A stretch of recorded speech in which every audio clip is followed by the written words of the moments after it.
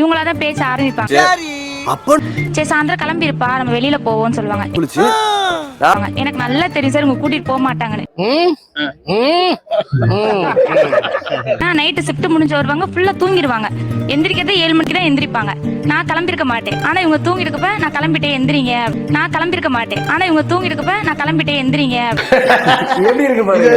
இதுதான் சார் பாயிண்டா இங்க.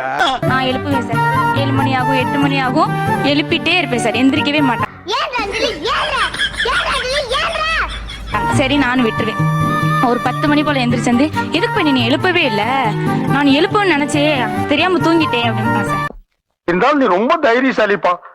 நான் எதுவுமே பேச மாட்டேன். கொஞ்ச நேரம் அவங்களாவே சமாதானப்படுத்த பார்ப்பாங்க. நான் திருப்பி உங்ககிட்ட நான் கேட்டேனா, என்னை கூட்டிட்டு போகணும்னு நான் கேட்டேனா, இல்ல இல்ல இல்ல இல்ல இல்ல. அப்ப ஆரம்பி சார் ஒரு சண்டை, அப்படியே வெறித்தனமா இருக்கும் சார் சண்டை. சாம்பிள் தான், இன்னும் நிறைய இருக்கு. அப்புறம் என்ன, கைய நினைச்சிட வேண்டியதானே.